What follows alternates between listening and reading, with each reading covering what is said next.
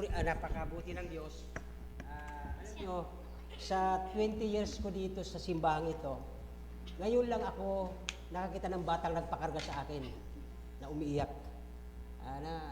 Bilib ako dito kay Sabana. Nung unang lapit ako kanina umiiyak doon, lalong lumakas yung iyak niya. Akala ko natakot sa mukha ako. Nung, nung umiiyak naman siya ulit doon, sabi ko, alam mo, pinagpipray ko kayo, love kayo ni Jesus, love namin kayo. Alam mo yung pakarga sa akin, sabi ko, ito yung first time na may naramdaman ako ditong batang lumapit sa akin na nagpakarga. Kaya, siguro may plano ang Diyos na maganda sa pamilyang ito. Pag-pray niyo po sila. Di natin sila kayang baguhin, di natin sila kayang suplayan kung anong kailangan nila. Pero ang Panginoon nating mayaman, ang Panginoon nating makapangyarihan, kaya silang tulungan. Pwede po ba? Pag-pray natin po, okay? So ngayon pong hapon ay tuloy natin ang series natin sa Timothy. Sa unang sulat ni Timothy, chapter 4 na po tayo. At ano yung chapter 1? The person or the personal of a servant. Number 2, chapter 2, ano yun? Oh, may nakakaalala pa, may nakasulat. Ano yun, Brad? Lakasan mo. Chapter 2, the prayer of the servant. Last Sunday, the power o kung paano ka ginagamit. Ngayong araw, mga kapatid, ngayong Sunday, ngayong hapon, at kukunin natin sa madaling oras lang, sa eksaktong oras, kasi ayaw ko naman kayong aabutin ng ulan. Tayo magstayo, basahin natin ang chapter 4, at ngayon po ay may problema ang servant. Okay, lahat ng letter P, kung inyo pong papansinin, ay the prayer, the person, the prayer, and the power, at ngayon po ang problem ng isang servant of God. Pero alam natin ang Timothy ay sinulat para sa mga pastor, tama? Pastor, di ba kami magpapastor? Ito nga, ako'y nanay, ako nga ate, ako nga kuya, di ba kami magpapastor? Pero di nyo ba alam na ang mga tagasunod ni Kristo ay tinatawag mga servant? Tama? Parang ayaw nyo maniwala eh. Okay, basahin po natin ng sabay-sabay o in unison from verse 1 siguro hanggang verse 15. Okay? Hanggang 15. Siguro 7. Verse 1, sasagutin ng verse 2. Okay, ready na kayo dito para sa verse 1? 1 Timothy chapter 4, verse 1. Ready? Begin.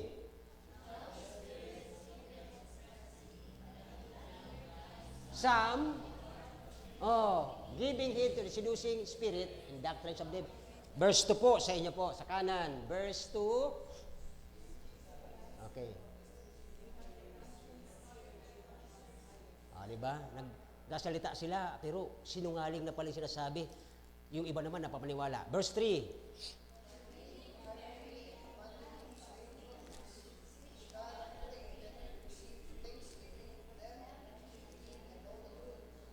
Verse 4. For every is good of nothing to be refused. May pagpapasalamat. Kasi nung panahon ito, may mga kapatirang mga sobrang yayabang. Ay, di kami pwedeng kumain yan. At sasawayin ka. Okay, verse 5. Yun yung tatlong bagay na nag-sanctify, naglinis doon. Verse 6. Thou shall be a good. Yan, di ba? Nourish up faith in good doctrine, whereunto thou hast attained. Verse 7. But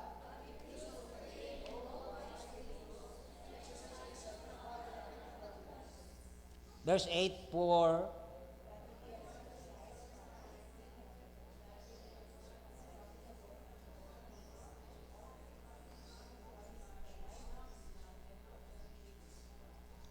verse 9, ito.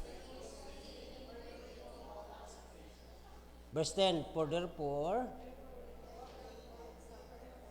because we trust in the living God, who is the Savior of all men, especially those that believe. So, nagbibilib ba kayo? Naniniwala ba kay Kristo? Okay, next verse. Let no man but be thou, what? Example of the believers in word, conversation, charity, spirit, faith, purity. Mga kapatid, tanong ko, sa 5 o 6 na yan, at least may nagagawa kayong katulad yan. Diba? Maging example daw tayo sa lahat ng yan. Sa bahay, pagiging tatay mo, pagiging nanay mo, pagiging ate mo, pagiging kuya mo. Nagiging good example ba kayo? Nakikita ba ng mga kapitbahay, ng mga pinsan nyo, ang tamang pag-uugali natin? Yan po mga tanong ko ngayon, pero mamaya aaralin pa natin. Next verse.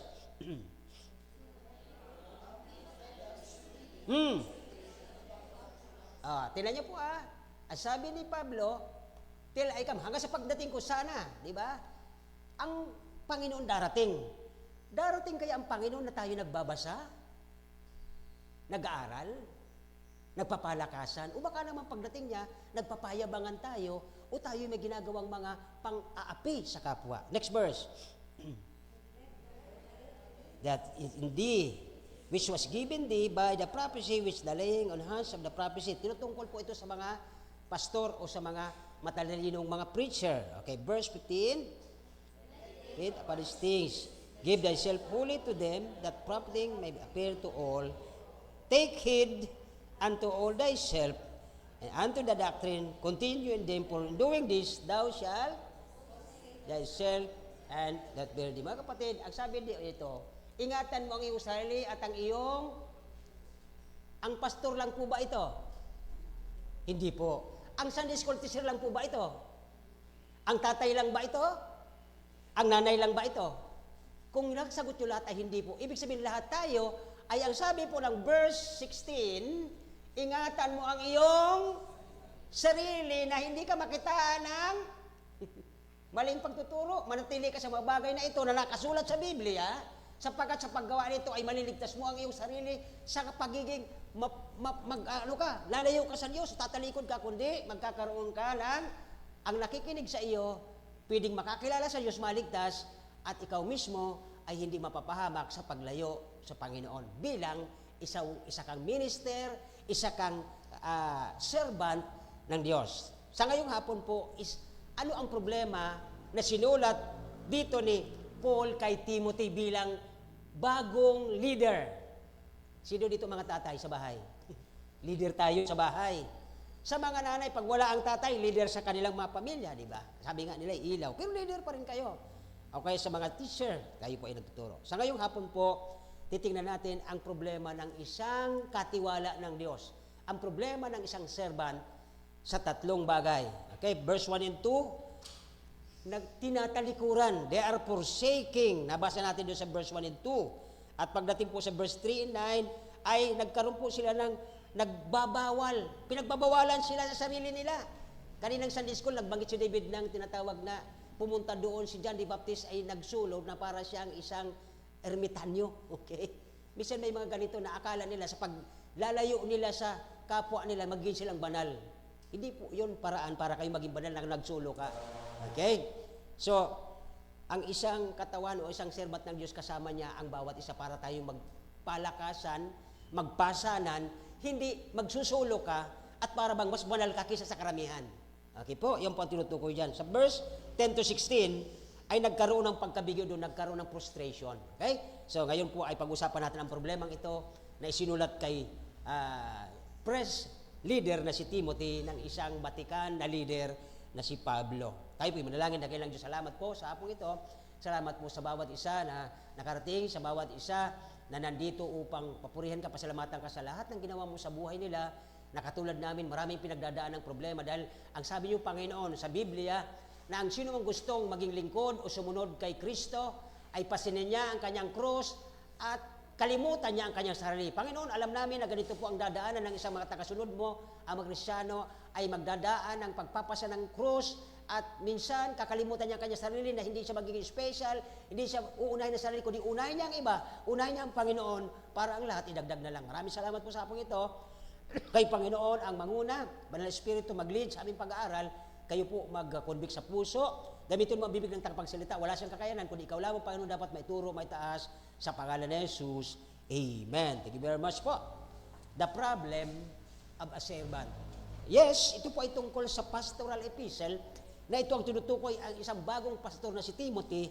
Ang daming tao doon sa kanyang pinangangaralan, mga kongregasyon, mga Grecians, mga Phoenicians, at lahat ng mga nandoon sa lugar ng Greece ay mga matatalino sobra na para bang dahil bata siyang pastor, bata siyang leader, ay sabi nila, hindi ka po pwede dyan, may mga tradisyon kami.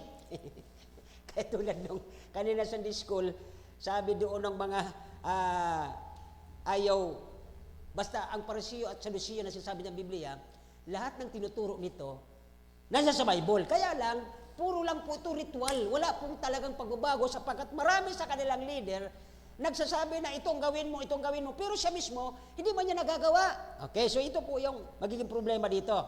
There were problems with, sa verse 1 and 2, ang unang problema na naisulat dito ni Pablo para kay Timothy na matatagpuan niya habang siya nagbiministeryo, habang kayo nagpapaaral ang mga anak nyo dito, habang kayo nasa lugar na ito. Mga kapatid, hindi po ako ang nagtawag sa iyo para pumunta ko sa lugar ng kamali.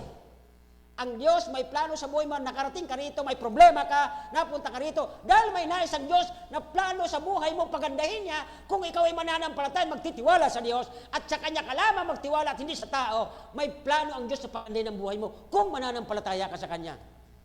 Hindi tayo taga rito lahat. Kami, nung panahon, kami ay doon kami sa Manila at pupunta ang mismo, nagtitripping yan, nagbibigay ng 5K para doon sa bibili na bahay. Pero hanggang ngayon, nandito pa rin kami. Bakit? Ginawa namin ang gusto namin, pero hindi mo kayang putulin ang plano ng Diyos sa buhay mo para magamit ka, para mapaganda ang buhay ng mga anak mo, upang ang plano ng Diyos sa buhay mo mapaganda at hindi sumuway ka sa mga nais niya. Pastor, ang hirap nang nangyayari sa buhay namin. Ito nga, kaya nandito kami para may malaman kami na ano bang plano ng Diyos sa buhay namin. Ito po ang totoo. Pinadala kayo sa lugar na ito. Hindi ko kayo tinawag, ha? Tandaan niyo yun, maulan kanina, nagpunta kayo rito. Because God wants you to know na habang ikaw ay nagmiministeryo, habang may ginagawa kasi ibabaw ng lupang ito, ikaw ay isang sisidla ng Diyos na may pagkakilala ka sa Diyos na dapat hindi mo gagawin ang mga bagay na dapat siya ay malungkot.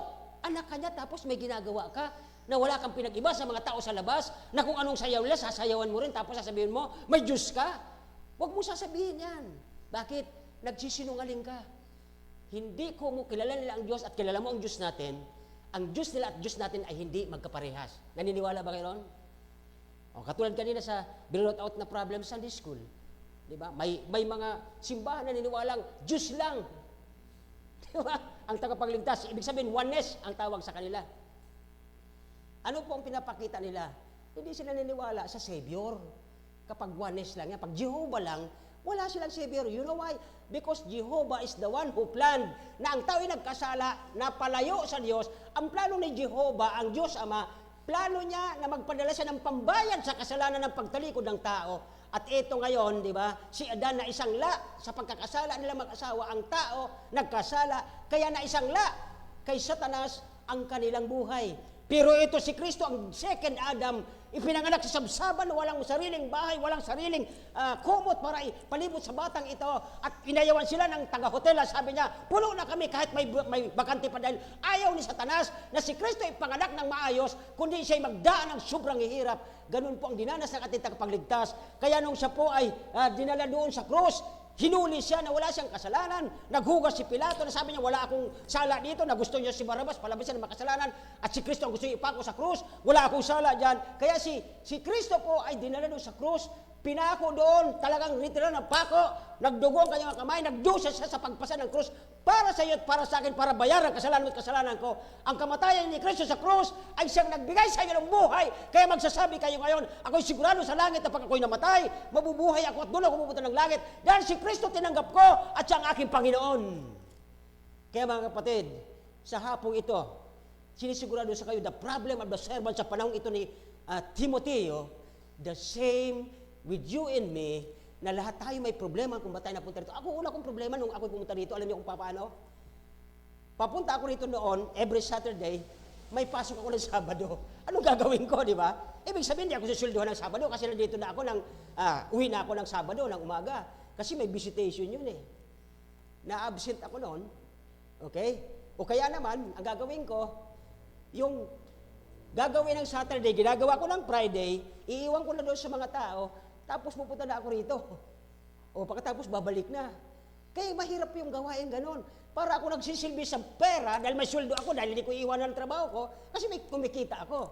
Sabi ng Panginoon sa Matthew, you cannot serve two master. O, magsilbi ka doon sa kumpanya mo, pero nagsisilbi ka sa akin, parang kang hinahabol pagdating mo, di ka nakapag-bibisit. O, pag linggo pa kapresko ng linggo doon, sakay na ako sa bus, uwi na ako, papasok na ako. Tapos late pa minsan. Kaya mga kapatid, as tama ang Bible eh.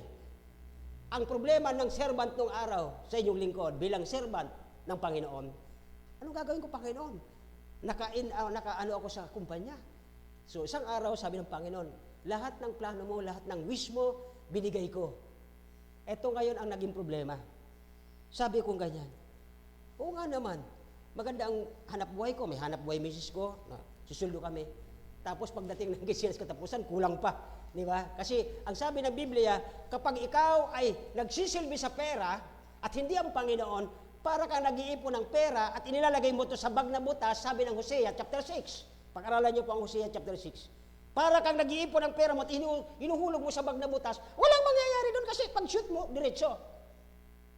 Kasi nagkatapusan, pagkakasuldo pa lang, mayroon na naman problema, wala na namang pambili. Mga kapatid, ito po ang tinutukoy doon na every servant of this earth, kapag ikaw ay isang serbyente ng Panginoon, may problema si Timothy sa panahong ito. Ano po yon? Tingnan natin ang verse 1 and 2. Pakilabas po ang verse 1 and 2. Sabi doon, okay?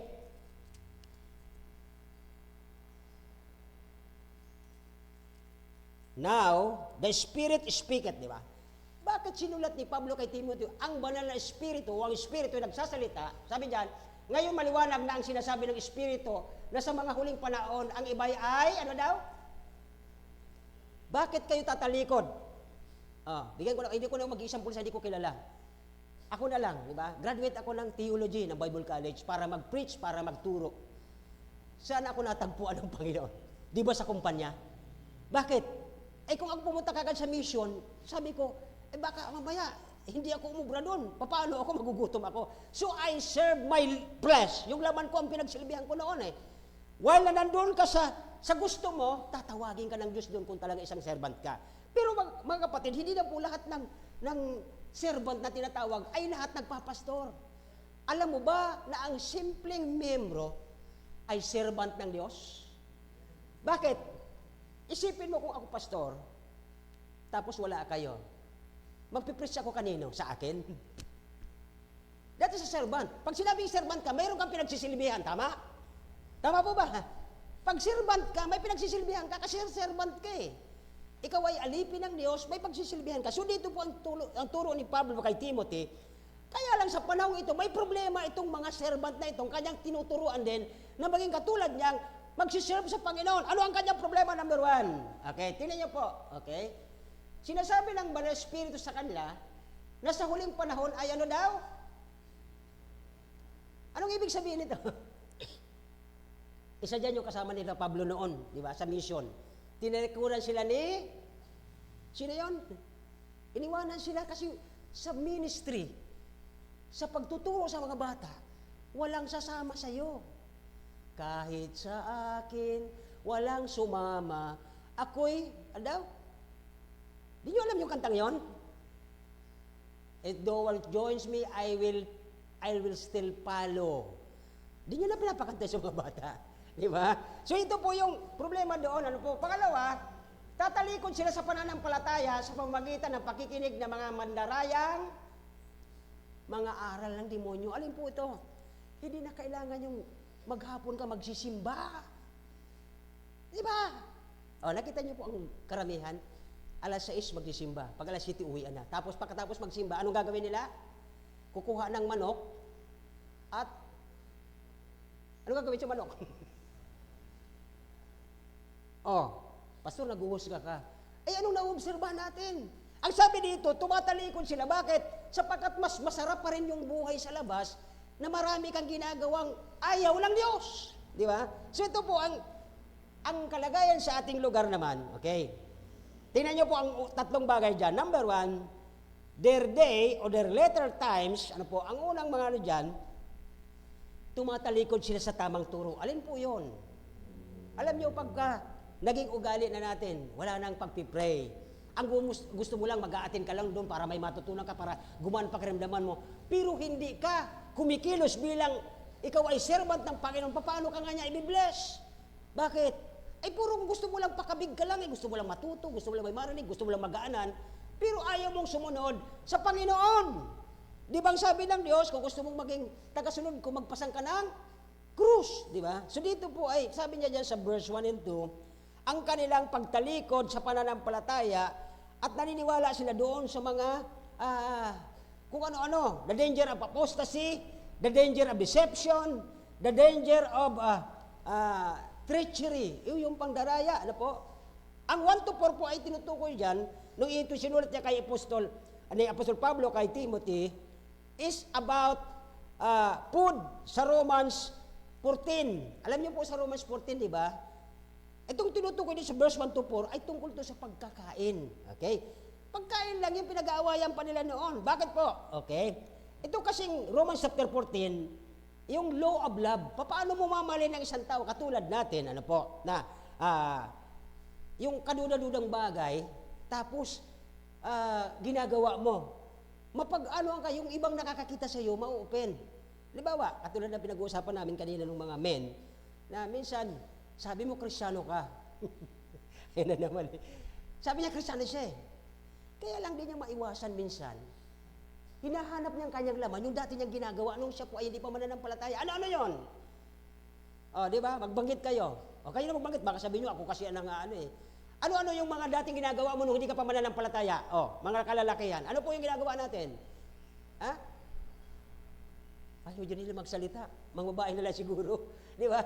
Magbibigay nila ako. Ayaw nyo magsalita. Parang naman kayo, parang hindi kayo nanggaling doon. Di ba? Nung tayo hindi pa mananampalataya, hindi pa tayo nakakilala sa Diyos, ang una nating hinahanap, di ba? Barkada. Di ba? Hanap tayo ng inuman, hanap tayo ng kung ano ng mga kalukuhan. Yun ang mga hinahanap ng mga kalalakihan ng araw. Pero nung ikaw ay nakakilala kay Kristo, dahil sabi niya, pakilabas po yung 2 Corinthians 5:17. Nung nakilala natin si Kristo, nagdusa siya, nagdugo siya, dinurog ang mukha niya, halos di siya makilala, pinatay siya, tinusok sa tagiliran para yung dugo na yun ay maging panghugas ng kasalanan at kasalanan ko dahil yun ang plano ng Diyos Ama. Sabi ng 2 Corinthians 5:17, pakilabas po. Basa. Na kay kanino na daw? Totoong mananampalataya ito kasi marami ngayon nagsasabing, kay Kristo na po ako, pero manginginom ng sobra. Tapos minsan may asawa pang nambubugbog ng asawa. Sabi niya, na kay Kristo na po ako. Sino magsasabi sa inyo? Sinungaling ka. Kung totoong na kay Kristo ka, dapat nagbago ka na. Hindi ka na yung dati, tama? Bakit ganyan tingin niyo sa akin? Kayo ba yan? Pinag-usapan natin itong nasa Bible. Hindi kayo yan. Amen. Tingnan niyo po. Ulitin ko ha. Kung ang sino man na kay Kristo na, sa pamamagitan na napunta kay Kristo, pinaniwalaan mo si Kristo nagdusa sa krus, namatay siya doon para yung kamatayan niya ay buhay sa atin. Bakit po? Sabi niya sa 1:14-16, si Kristo ang dalan, pati ang katotohanan, pati ang buhay, at walang makakapunta sa Ama kung hindi dahil kay Kristo. Kung naniwala kay Kristo, may langit ka, tama? Di ba? So dito, ito yung tinutukoy niya. Ang na kay Kristo na, siya ano na daw? Tanungin ko kayo. Nung ako'y bata, kung may kalaro ako, may pinsan ako dyan sa paligid, binigyan ako ng tatay ko ng bisikleta, yung 3 gulong. Oras na dut-dutin mo yan, susumbong kita sa tatay ko, pagalitan ka. Anong ugali yon? Ugaling? Grabe naman kayo. Di ba? Totoo hindi. Totoo hindi. Totoo yun. Nangyayari sa buhay ng tao. Pero mga kapatid, sabi mo na kay Kristo ka, pero hanggang ngayon may ugali ka pang ganon? Kristiyano ka pa talaga? Iba na tingin niyo sa akin, di ba? Sabi mo kay Kristo ka, pero yung ugali mo di nagbabago. Kanino ka? Kanino? Kaya doon po pinapatunayan ng Biblia, ang mga mahilig at talagang adik sa Bible, ang Diyos natutuwa at nagbabago ang buhay niya. Bakit?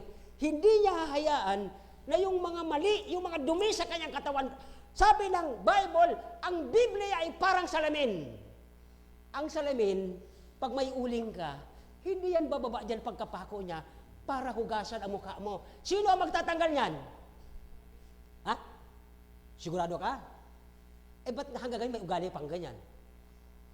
Di ba? Amen! Di ba? Mga simpleng gano'n lang usapin, di ba? Totoo yun. Hindi po ang salamin bababa para linisin yung uling mo, yung masama mong ugali. Kundi yung salamin, na binabasa mo araw-araw, ay siyang magiging mong salamin. Ay, may masama pala akong pag-uugali. Gagawa ka ng paraan. Dahil sabi mo, kay Kristo ka, naniniwala ka kay Kristo. So therefore, ang iyong pag-uugali ay ano daw? Bago na ang nilalang. At ang lumang bagay ay dapat hindi na. Tapos nakita mo na naman yung dati mong kaaway nung elementary ka, na yung baon mo tinatapon sa gilid. Alam mo, pero sabi mo, Kristiyano ka na. Pagdadaan siya doon, dito ka dadaan. Di ba? Oh, ibig sabihin, hindi ka marunong patawad. Kung totoong na kay Kristo ka, marunong ka magpatawad. Tama? Okay. So, iwanan natin yan. Baka mabugbog tayo dyan. Kaya dito po, ay doctrine of the devils ang tinutukoy dyan. Ano po ibig sabihin niya? Okay? Ang pangalawa dito, mga kapatid, okay? Yung mga karne ng panahon, mayroong mga panahon, kasi ang mga Israelita po, kosher. Si Mana at saka si David, at sila doon, mga maano yan dyan. Yung kosher, bawal sa kanila ang pusit. Bawal sa kanila may mga kuko, kalabaw, baka, ano pa? Ano yun, mga kosher? Yung mga hindi kosher.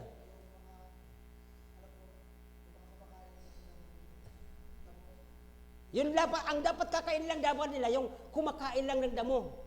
Pero ang kalabaw, may dalawang kuko yun eh. May split. Okay lang. So, ang tinutukoy dito, may mga paniniwala sila doon, may mga, itong mga pinagkasalita ni Timothy, ang susobrang tatalino.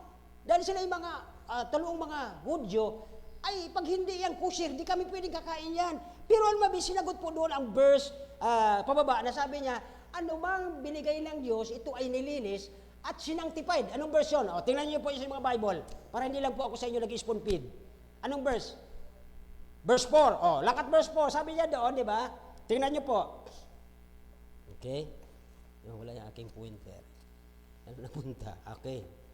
Verse 4. Okay. Sabi niya verse 4. Okay. Sapagkat ang bawat nilalang ng Diyos ay mabuti at walang anumang dapat tanggihan, kung tinatanggap ito na may pagpapasalamat, anong panahon yan? Ang panahon na tinusulat ito ni Pablo kay Timothy, yung panahong Old Testament ang tinutukoy niya, at yung mga natitirang mga remnant na mga Hudyo na ayaw kumain ng mga pinagbawal ng Old Testament. Pagdating sa New Testament, di ba, nung minsan si Peter ay nagutom, nandun siya sa rooftop, may ibinababa mula sa langit na yung mga hindi niya kinakain. Kaya sabi niya, hindi ako pwedeng kumain yan. Ay, dito po yun makikita sa verse na ito, na anumang binigay ng Diyos, okay, sabi niya doon, okay, bawat nilang ng Diyos ay mabuti at walang anumang dapat tanggihan kung tinatanggap ito ng may pasasalamat. O, katulad sa inyo, sino sa inyo hindi kumakain ng dinuguan? May sekta na bawal sa kanila, pero pag sila lang, bawal pag walang puto. O, sino-sino itong mga to? Alam, kilala niyo itong mga to. Yung di naniniwala, si Kristo ay Diyos. Bawal na bawal talaga, may kaopisina ako doon, pinagalitan ko talaga eh. Iyabang mo sa harapan ko, pero pag nasa inyo, bakain ka eh. Nagalit sa akin. Di ba? So yun po yung mga, sinulat ni Pablo kay Timothy, na despite dito sa mga, ano nito, ginagawa nila, ay, hindi naman ito para ma-judge yung kapwa, kundi, dahil hindi natin ito ginagawa dahil sa ating master, ang master nagbigay sa atin, ang Panginoon sa atin, na huwag nating husgaan ang ating kapwa, sapagkat magbibigay din tayo ng paghuhukom ng ating mga ginawa. Parehas lang tayo sa kanila. Kaya sa kanilang kinot mo, di ba? Judge not upang huwag tayo husgahan. Tama yun, nasa Bible yun. Lahat tayo before the judgment seat of Christ, tayo harap sa Diyos, husgahan tayo kung anong ginawa natin mabuti or masama. Kanya-kanya yan. So hindi tayo pwede magturuan na, ikaw hindi ka kumakain ng dinugan, ikaw kumakain. Hindi pwede sapagkat yan po ang sinabi ng verse. Kaya dito po ay kinakalimutan o tinatalikuran nila yung mga totoong turo ng Diyos na kung anong pumasok sa loob, okay, yung lumalabas ang masama. Alin po yun? Yung salitang masama. Pero yung kinakain natin, galing sa Diyos yun eh. Yun ang kaibahan nila sa panahong ito na sinusulat ito ni Pablo. Number 2 na tayo, para hindi tayo kapos sa oras. Verse 3 and 9. Okay? So ngayon dito po,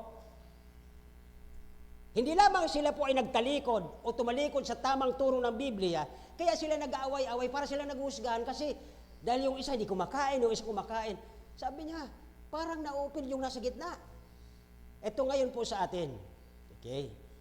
Sa ngayon, may mga mahigpit. Kaya itong mga kinakausap ko na eh. pag may mga bago sa atin, lalo't mga babae nakapantalon dyan, hindi naman yan malaking issue. Gusto lang naman umaten, ibaguhan yan, di man niya naintindihan. Pag iyan na nakakilala ng tulong sa Panginoon, magbabago yan ang kasuotan. Di po ba?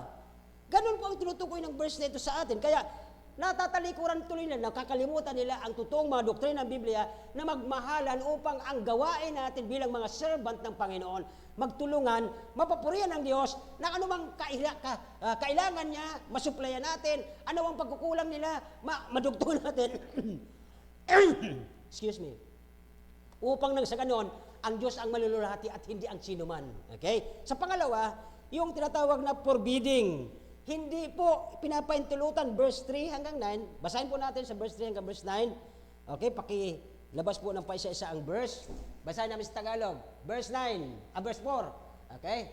Tapat, sapagkat ang bawat nilalang ng Diyos ay mabuti at walang anumang dapat tanggihan. Kung tinatanggap ito na may pasasalamat. Verse 5. Sapagkat ito ay pinagbabanal sa pamagitan ng salita ng Diyos at ng panalangin. Verse 6. Kung ituturo mo sa mga kapatid ang mga bagay na ito, sabi ni Paul kay Timothy, ikaw ay magiging isang mabuting lingkod ni Kristo, Jesus na pinalusog sa mga salita ng pananampalataya at ng mabuting aral ng iyong sinusunod. Verse 7. Kaya dito po napakalalim po ito, subalit tanggihan mo ang masama at ang walang kabuluhang katha, sanayin mo ang iyong sarili sa kabanalan. Paano tayo masasanay sa kabanalan, mga kapatid? Look at this. Paano ka nga masasanay sa kabanalan? Ultimong pinanunood mo sa cellphone mo, hindi ka naman nag-assignment, hindi ka naman nagre-review. Kundi ang pinanonood natin kung ano-anong mga kabalbalang, mga istorya ng mga teleserye ng kung ano-ano, na pare-pares lang naman ang content. Di ba? Tapos sasabihin mo ngayon, Panginoon, pakabanalin mo ako. Ang laman ng utak natin yung mga pinanood mo kagabi. 10 oras ka na natulog nung Sabado, kaya nung Linggo, ginigising ka, late kang pupunta simbahan. Sino namang guilty dyan? Di ba? Nagkakantahan na, nandun ka pa sa labas, nasa biyahe ka pa rin. Bakit? Pero ito po maganda. Pag-isipan nyo maigi, mga kapatid. Noong panahon ng nagkaroon ng ang mga kabataan ay pinagbantay sa isang present sa bawat butuhan. Alam niyo, dahil nagbigay ng kunting maaga sila eh. Maaga sila pumunta kasi alam nila, bawal malit. Pero bakit pagdating simbahan, kahit oras na sabi, di pa ako malalit. Bakit gano'n? Sa palagay niyo, bakit kaya? Bakit kaya? Ito po yung sinasabi ng verse. Tingnan niyo maigi. Di ba? Pagdating sa secular, ang maaga pa. Parang ganito yan ang kwento. Halimbawa, ikaw ay sinulatan ni President Bongbong Marcos na pumunta ka sa Malacanang sa Lunes, bukas, ng alas 8. Kailan ka sasakay sa bus? Kailan ka sasakay? Lunes? Late ka. Kailan ka sasakay? Ano po? Malilate ka na rin eh. Kung mamayang gabi, baka matraffic dyan sa Kamsur. Anong oras ka dapat sasakay? Dapat kaninang alas 2, alas 3, naka-ready ka na. Kasi, presidente yan eh. Pero bakit pag ang Diyos, nakikinig ba kayo? Bakit pag ang Panginoon na naglalang sa iyo, nagbigay sa iyo ng pagkakataon na makarating sa ganitong pagtitipon para makilala mo ang Diyos ng gusto, bakit para pagdating sa Kanya, saka na yan si Panginoon. Total, malakas ako, matalino ako, kaya ko eh. Nakita niyo ang pagkakaiba? Tapos ngayon sasabihin mo sa ganitong verse, subalit tanggihan mo ang masama at mga walang kabuluhang katha, sanayin mo ang iyong sarili sa kabanalan. Bakit po? Isang araw, mauubos ang edad natin dito. Ang edad ng isang tao ay hanggang 80 plus. Ang nabuhay dyan sa tabako ay nasa 102. Okay? Pero hindi na yun nakakakain kasi hirap na. Mga kapatid, kung ang Diyos binigyan tayo ng 80 years at nasa 50 ka pa lang o 60 ka pa lang, katulad ko, samantalahin natin dahil mayroon na lang tayong 20 plus na taon para makapaglingkod. Pagkatapos noon, kahit anong kain mo ng medisina, ng vitamina, hindi mo na yun ubra sapagkat matandang kahoy ka na, kahit anong gawin sa'yo, marupok na yan. Ano pang pinapahiwatig ng Biblia sa atin? Huwag nating titingnan yung mga pinagbabawal na wala namang katuruan, kundi ang sabi ng Biblia sa atin, okay? Sanayin mo ang iyong sarili sa kabanalan sa pamamagitan ng salita ng Diyos. Hindi kayo magiging banal sa pagsisimba linggo-linggo. Hindi kayo magiging banal pagdating sa pagbabasa ng Bible, kundi yung pagkakilala kay Kristo na mayroon kang takot sa Kanya, na habang binabasa mo ang Kanyang mga sulat, sinusunod mo ito at ayaw ng Diyos ang isang tagapagsilbi niya, ang isang servant niya, na mayroong ugaling hindi maganda. Bakit po? Nung si Kristo sinasampal, di ba? Sinusuntok, gumanti ba siya? Nung may pasan siya ng krus, tinatadyakan siya sa likod, may pumitik sa tinga niya, gumanti ba siya? Di ba? May sinabi pa siya doon, may isang nagtuturo siya, sinabi sa kanya, ikaw ang nagsabi niyan. Sabi ng Panginoon. Doon mo makita ang ugali ng mayroong Kristong buhay. Kung binago ka na ng Diyos at sabi mo kay Kristo ka, dapat, ultimo mga kapitbahay mo nagsasabi, mula nung nagba-Bible yan, nagbago na talaga yan eh. Di ko na nakita nung ginagawa yung pagbabarkada, nakipag-inuman, nagsasabong, kung ano. Talagang nagbago siya. Kaya minsan di ko na nga nilalapitan niya kasi nahihiya na ako. Nakita niyo po yung pagbabago? Nakakapil to sa iba? Yun ang tamang servant. Hindi yung servant ka, pero pare-parehas lang naman kilos niyo eh. Kung nagiinom siya, nagiinom ka rin. Anong pagkakaiba mo sa iba? Sabi nung binibisita, gusto mong nadala ditong bisita, anong gagawin ko dyan sa inyo? Parehas lang naman kayo sa kayong kapitbahay ko eh. Wala naman kayong pinag-iba. Ba't ako pupunta dyan? Anong makukuha ko dyan? Di ba? Parehas ka lang naman sa kayong nandoon. Yun po ang ingatan natin. Sabi nyo, nagbabasa kayo ng Bible, ang dami diyang turo ang Panginoon na dapat mong ipamuhay, kaya lang mismo, sabi ni James sa sulat niya, ang bibig natin minsan, may bakod na, pero lumalabas pa rin ang matatalas at hindi maganda. Kaya sabi niya doon sa unang verse na binasa natin, anumang pumapasok sa ating katawan, malinis yun, sapagkat nilinis ng Diyos. Ang masama, yung lumalabas na galing sa ating mga kaisipan. Kaya dito po ay yung pinagbabawalan sila, yung iba hindi nag-aasawa, di ba? Kaya nakikita kayo, ang Biblia nagsabi kay Paul na hindi dapat nag-aasawa para daw mas maging banal pa kaysa sa may asawa. Ay grabe naman yun. Di ba? Bakit ang Diyos naglalang kay Eva at Adan at kinasal sila kung hindi maganda ang pag-aasawa? Kaya nga silang dumami, di ba? So dito po ay, ang tinutukoy dito na pinuforbid pag-aasawa, ang ibig kasi nilang sabihin dito ng mga nagtuturo nito, mga palso, mga fake na nagtuturo, pag hindi ka ngayon nag-asawa, mas magiging malapit ka sa Diyos, mas magiging banal ka, paano yung kanyang pangangailangan sa katawan? Kaya doon po nakikita dito na sinabihan siya ni Pablo, huwag kang makinig sa mga taong itong nagdadala ng doktrinang ganyan, na mas mabuti daw yung solo lang, mag-irbitanyo ka doon sa bundok, mas banal ka kaysa sa maraming ganito. Sino nagsabi sa kanila? You cannot live in an island. Mali yata yung pagka-quote ko. No man is an island, di ba? Hindi ka mabubuhay na mag-isa lang. Kaya di ba nung nakita ni Panginoon si Adan na nagsusulo, ano ang sabi ng Panginoon? It is not good for a man to be alone. Hindi ka mabubuhay na sulo. Kaya lang, kailangan mo ang Panginoon at ang mga kasama. Dito po ay pinagbabawalan sila mag-asawa, sapagkat dito ay mas mabuti pa rin yung asawa kasi mas banal daw siya. Mas lalo ka mong marami pong pasok sa isip niyang kasalanan sapagkat sulo lang siya. Di ba? Pangalawa, yung pagdating sa verse, sa mga pagkain sa verse 4, di ba? Sabi doon, okay, yung hanggang sa verse 5, nagre-review sila, itong binigay ng Diyos to para sa kanila. Dinilis ng Diyos ito eh. Kaya dito po natin mapansin mga kapatid, pagdating sa verse 10 to 16, ito yung naging frustration dito ng isang servant. Okay? Sinasabi ni Pablo kay Timothy na ito ang magiging frustration mo, itong magiging pagkabigo mo pagka ikaw ay nakinig sa mga taong ito na ayaw makinig sa salita ng Diyos. Verse 13. Okay, sabi niya, at verse 12 muna. Sabi ng verse 12, okay? Verse 12, huwag mong hayaang hamakin ang sino man ng iyong kabataan. O lalo na po kayo.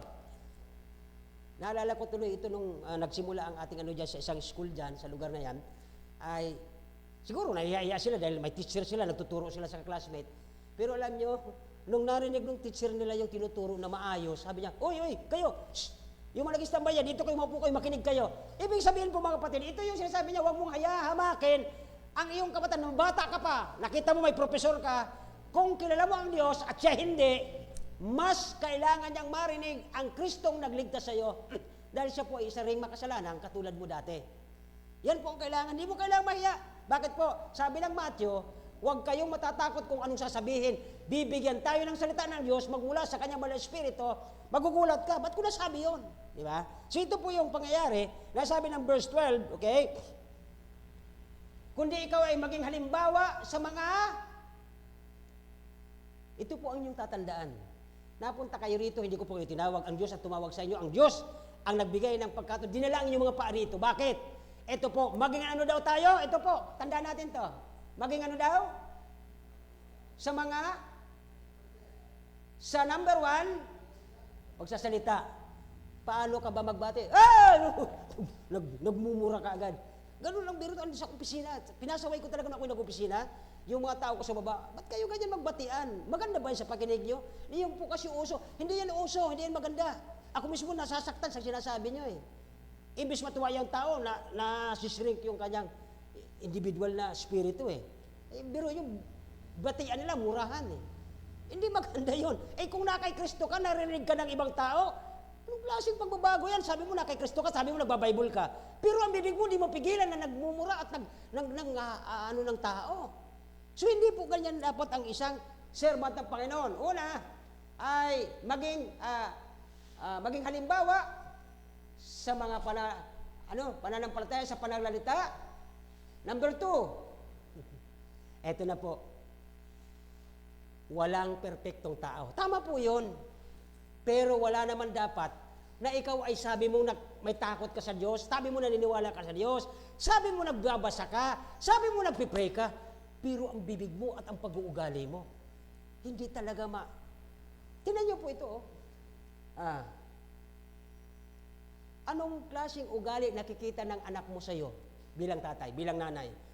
Kung may anak kang maliit, yung maliit niyang kamay, maliit niyang mata, nauobserbahan yung mga sinasabi mo, ginagawa mo, at tandaan mo isang araw, pag wala ka na sa tabi niya, kung ano yung nakikita sa iyo nung maliit pa yan, lalabas din niya sa kapatid. Nakita yan sa iyo eh. Kaya minsan baga nakakasakit na marinig ka, saan ba naman magmamana yan? Nakarinig na ba kayo ng ganon? Pag video, hindi maganda yung ng bata, saan pa ba yan magmamana? Tapos nalaman pa nila, nagbabasa ka ng Bible, tapos nalaman pa nila, Kristiyano ka. Hindi maganda para sa atin. Kaya ang sabi po ni Pablo kay Timothy, sabi niya, di ba, ang sulat niya, kundi ikaw ay maging halimbawa sa mga, number 1, sa pananampalataya, in word. Okay? Bakit po? In what they said. Sa bawat sinasabi nyo, namamarkahan kayo. So, akala ko yan, ganyan nag-a-attend, Tapos ganyan pala yan magsalita. In word. Di ba? Nakalagay dyan. In what they said. In word. Pangalawa. Okay? Ano pa mapasin natin doon? Okay? Pag-ibig.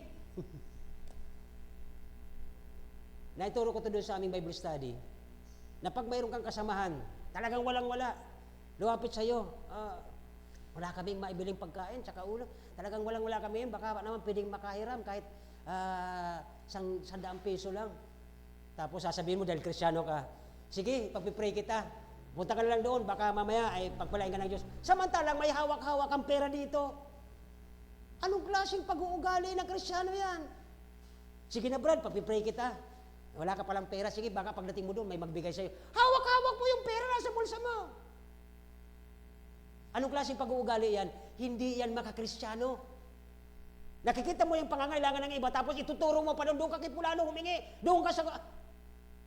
Di ba? Look at this, okay? Pag-uugali, pag-ibig, pananampalataya, kalinisan. Wala namang kristyanong madumi. Ang dirty-dirty mo. Wala namang ganyang kristyano, di ba? Pangalawa na lang. Attitude, verse 4, in faith, in purity. Bali, ilan po yan? 1, 2, 3, 4, 5, 6. Okay? Itong 6 na ito, mga kapatid. Okay? Tingnan nyo maigi kung ilan yan. Basahin nyo sa Bible nyo. Lagyan nyo ng bilog. Grabe naman kayo. Bible nyo, ang linis-linis. Wala man lang guhit-guhit, ibig sabihin, hindi niyo pinag-aaralan. Pag Bible mo yan, dapat may mga guhit yan, may mga tanda yan. Ibig sabihin, malinis ang buhay nung may-ari ng Bible. O, ba't ganyan din yan sa akin? Bakit malinis ba to? Oh, malinis ba yan? May mga guhit-guhit. Diba? Oh, yan, may mga color-color. Oh. Palatandaan niya na binamarkahan mo, kasi yun yung ugali mong masama, mamarkahan mo, ay hindi ko na ito gagawin. Yun po ang tinutukoy ng verse. Okay, next. Verse, ano tayo? Verse 13. Ito yung mga bagay. Verse 13, pakilabas po. Okay. Ito yung mga bagay, okay, nabibigyan ni Timothy ng atensyon. Ano pa po ito? O, malapit na tayo magtapos. Verse 13. Okay, yung kanyang academics. Oh, sabihin natin, hindi ka graduate ng 4-year course. Pero sabi ni Paul kay Timothy, pag-aralan mo ang academics mo. Verse 13. Look at this. Number 1. Okay, hanggang sa dumating ako, bigyan mo ng pansin, bigyan mo ng attention.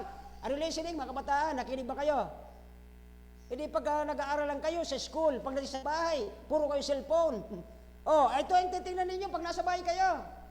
Give attendance to... Oh, ano to? Pansinin mo ang hayagang pagbabasa. Asa na yung paborito ko dito, pagbabasahin? Ginagawa mo ba to? Ha? Ginagawa mo? Oh, di ba? Tama sinasabi ko? Nasa Bible? Oh, ayan, matatandaan mo hanggang magdalaga ka. Sabi ko sa kanya, pag-aralan mo, magbasa ka ng mabilis. Andito eh. Give attendance to. Oh, basa. Ano to? Ha? Reading. Amen! Hindi kayo habang buhay. Ganyan lang kayo sa inyong mga buhay. Dapat, lagi kayo nagbabasa ng Biblia. Baka sa pagbabasa nyo, nagiging kayo mabilis. Mag-isip. Maggamit ng mga words nito. Pangalawa, oh, lagyan niyo po ng number. Number 2, ano ang dapat yung bigyan ng attendance? Attention. Pagdating sa bahay, pag galing sa school, pag galing sa simbahan, anong bibigyan ng attention? Reading. Number 2, ano daw? Oh, ano to? Ha? Pangangaralan mo sarili mo. Huwag mong pangangaralan magulang mo. Magulang mo yan. Amen! Oh, ayan tayo.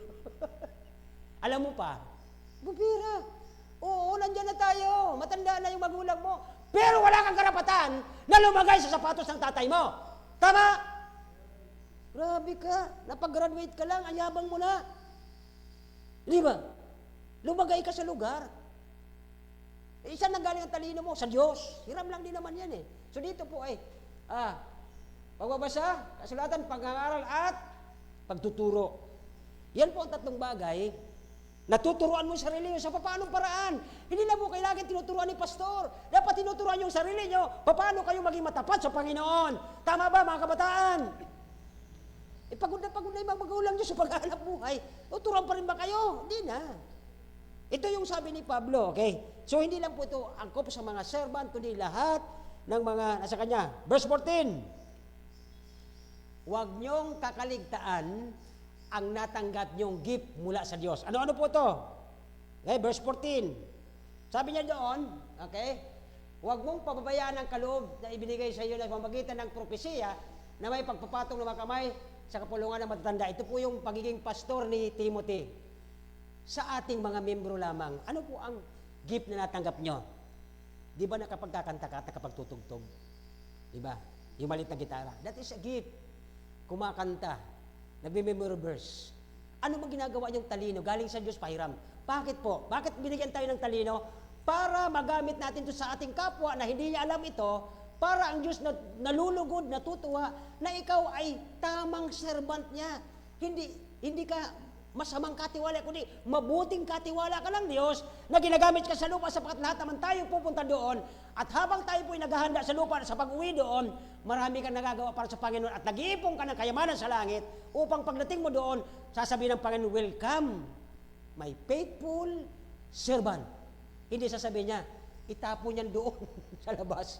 Yun ang nakakalungkot. Kaya dito mga kapatid, ay napakahiwaga po nito. Although ito ay para sa pastor na bata, pero lahat naman tayo servant. Huwag niyo sabihin na hindi kayo servant. Everyone na nagtanggap sa Panginoon, sabi ng Panginoon sa John chapter 14, verse 5. Okay? Without me, sabi ni Christ, you can do. Bakit? ay servant lang tayo ng Diyos. Sanga lang tayo ng Diyos. Servant lang tayo ng Diyos. Wala kang magagawa kung wala ang Panginoon sa iyo. Kaya dito po, panghuli sa verse 15, okay? Do not neglect. Sa verse 14, verse 15, okay, meditate on this thing. Pag-isipan mo ang mga bagay na ito. Number 1, verse 15. Okay, verse 15 po. Gawin mo o meditate upon these things. Ang mga bagay na ito. Italaga mo ang iyong sarili sa mga ito pa. Ano po? Sa mga ito upang ang iyong pag-unlad ay makita ng lahat. Kaya may nakita kayong Kristiyanong paurong. Wala kang makikita Kristiyanong paurong. Dapat ang Kristiyano ay paunlad. Alam niyo kung bakit sila umuurong at hindi umuunlad? Ayaw nila makinig sa mga turo ng Bible. Sama kanila mga men nung nag-uusap kami. Kaya bira sa atin ang sumasama kasi ang dami sa ating bawal. Sabi ng Brother Willie, hindi naman kami nagbabawal niyan. Ang nagbabawal sa atin kung talaga naniniwala kay Kristo, ang nagbabawal sa iyo na gumawa ng mga kasuklam-suklam sa mata ng Diyos, ay ito, hindi po ang pastor, hindi ang simbahan. Ang nagbabawal sa iyo na gumawa ng masama ay ang Biblia na salita ng Diyos. Tama, hindi? Yun po ang totoo. Kaya kung gusto niyo po na hindi kayo makaproblema, unawain niyo po ang tatlong bagay na ito. Tumatalikod sa tamang turo ng Biblia, imbis na mag-meditate kung ano-ano ginagawa, at minsan, yung nagbabawal sa kung ano-ano na hindi naman dapat. Okay? At ang pangatlo, nagkakaroon sila ng pagkabigo o frustration from verse 10 to verse 16. Kaya, dito po sa verse 16, kung ating titingnan, panghuli, verse 16, okay? Ingatan mo ang iyong sarili at ang iyong pagtuturo. Manatili ka sa mga bagay na ito. Yung ba? Number 1, saan ka mananatili? Sa mabuti o sa masama? Pastor, saan namin makikita ang mabuting gawain? Nandito nga, basahin nga ninyo. Ito ngayon ang problema mamayang gabi pagdating nyo sa bahay. Kung sino ang una nyong dadamputin, kung si cellphone, o ito. That's the problem. Di ba? Kaya nga may problem ang servant dito. Pangalawa, okay? Manatili ka sa mga bagay na ito, sapagkat sa paggawa nito ay ano daw? Mailalayo mo yung sarili sa pagkakasala sa harap ng mata ng Diyos. At ang pangatlo, okay? Yung mga nakikinig sa iyo ay makakakilala sa Panginoon, maliligtas at hindi mapupunta ng impyerno. Baka mamaya anak mo yan. Baka mamaya asawa mo yan. Baka mamaya pamangkin mo yan. At hindi mo ba naintindihan? Lagi ko itong inuulit, dito yung tatapos. Isang araw, dahil tayo ay mga nananampalataya kay Kristo, di ba? Sabi ni Kristo, ako ang daan ng katotohanan pati ang buhay. Walang sino man makakapunta sa langit o sa Ama kung hindi dahil kay Kristo. Lahat tayo naniwala kay Kristo. Dinurog siya, sinaksak siya, pinatay siya, at yung kamatayan niya sa krus ay buhay natin sapagkat nung naniwala tayo kay Kristo, ay nagkaroon po tayo ng sa mata ng Ama, naging tayong malinis dahil yun sa pagtulong ng dugo ni Kristo sa krus, nahugasan sa ating pananampalataya doon. Ang word na pananampalataya, mga bagay na hindi mo pa nakikita pero pinaniniwalaan mo. Naniniwala ba kayo na totoong si Kristo namatay sa krus at pinaniwalaan nyo? Amen. Parehas po tayo. Ganun lang naman. Tanungin nyo ako, nakita ko si Kristo? Hindi po. Pero hindi ko nakita si Kristo, kaya lang pinaniwalaan ko siya. Ito po ang example niyan. Noong ang mga Hudyo ay matitigas ang ulo at nagrereklamo, Panginoon, o Pastor Moses, dinala mo kami dito sa disyertong ito para patayin. Biron, wala kaming tubig, wala kaming pagkain. Nagpadala ang Diyos ng mana. Tuwing umaga, nahuhulog ito, pinupulot na nila. Nagpadala ang Diyos ng mga pugo. Ang mga pugo nangingitlog. Ang dami nilang pagkain. Ang problema talaga, totoo. Walang tubig, disyerto yun eh. Sabi ng mga tao, Pastor Moses, sabihan mo ang Panginoon, bakit kami dila dito? Wala kaming mainom. May pagkain nga kaming pugo, may itlog, may mana. Wala naman kaming tubig. Sabi ng Panginoon kay Moses, Moses, magsalita ka sa bato. Kaya lang, si Moses ay katulad nyo at katulad ko, mainitin ang ulo. Dahil nabwisit siya doon sa mga Israelita, puro reklamo, wala nang ginawa kundi araw at gabi nagreklamo. Imbis na magsalita siya sa bato, pinukpok niya. Di ba? Pero ang pangako ng Diyos hindi nagbago. Magmula doon, sa batong ito, lumabas, bumulwak ang tubig na napakatamis. Ang tubig na tinutukoy po sa Biblia at ang batong ito, sa panahon natin, kasi Old Testament yung kinukwento ko sa inyo, panahon ni Moses, pagdating ni Kristo, pinanganak sa Sabsaba, naging tao siya, naging pastor siya, nabuhay siya ng 33 years old, ang batong tinutukoy ay si Kristo At ang tubig na tinutukoy doon na bumulwak mula sa kapangyarihan ng Diyos ay ang kanyang salita na ating pinaniwalaan. Kaya po lahat itong, ang sabi niya doon nung sepo ay nandoon sa isang babae, sinadya niya katalanghaliang at tapat, may babae nagsasagub, di ba, nag-iigib. At ang sabi nung Panginoon sa kanya, babae, kung maiinom mo ang tubig na dala ko, pag nainom mo to, hindi ka na kailan mo uuhaw. Sabi niya, grabe ka naman, Ginoo. Ngayon lang ako nakarinig sa Israel ng ganyan, na pag nainom ko ang tubig na dala mo, hindi na ako mauuhaw. Sabi ni Kristo, yun ang aking salita, ang salita ng Diyos. Kaya yun po ang ating pinaniwalaan. Nung ininom natin ang salita ng Diyos, ito pinag-aaralan natin, yun ang ating buhay araw-araw, iniinom natin ito at nagiging malakas tayo sa pananampalataya. At ito ngayon po ang hamon ngayong hapon. Okay? Nabanggit ko na ito kanina, ang tungkol dito sa isang nakapag-warning tayo, nakapag-susulwining tayo, di ba? Kaya dito bilang servant ka, di ba, nangangaral ka. Kailangan mo makilala ang Panginoon. Kailangan mo siyang tanggapin bilang Panginoon mo upang pag nakilala mo siya, makakarating ka ng langit, maliligtas ka. Ulitin ko po yung illustration kaninang umaga, di ba? Na yung isang building naman nasusunog, malaking building ito, may katabi itong may natutulog at may asong nakatali. Okay? At dahil sa mauubos na yung isang building kasunog, lilip na ang apoy doon sa isang building na nandun ang kanyang amo, may anak ito, at yung aso nakatali. Sa ayaw niya yung amo niya na mamatay, nag-aalulong siya, kahol siya ng kahol, hanggang sa nagising yung kanyang amo. At yung mga anak niya nadala na ilabas. Pero yung apoy, dahil diretso ang apoy, dahil yung aso ay nakatali, hindi siya libre sa apoy, nasunog siya. Ito po ang ibig sabihin sa lesson natin, the problem of the servant. Tayo mga serbante ng Panginoon, tayo ay nangangaral na kung sino man makakilala sa Panginoon maliligtas. Pag siya nagtiwala sa ginawa ni Kristo, ligtas siya. Marami sa atin nagtuturo para tayo yung kalagayan na yung nakataling aso, nasunog yung building, nadama yung kanyang bahay ng amo niya, pati yung kalalagyan niya, yung amo niya nakatakas, nabuhay, pero siya namatay.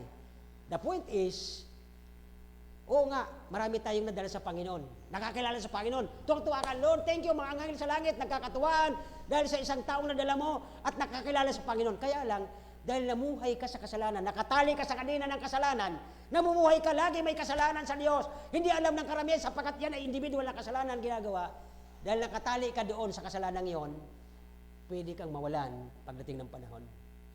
Yan po ang aking illustration maghapon ito sa bawat service na ating nakita, sapagkat kahit nakapagdala ka ng kaluluwa sa Panginoon, parang naghihinayang ka. Nakaligtas yung kanyang mga kasama, yung kanyang mahal sa buhay, pero siya dahil nakatali sa kanyang buhay ang paggawa ng kasalanan. Di niya alam yon kasi akala niya magaling siya.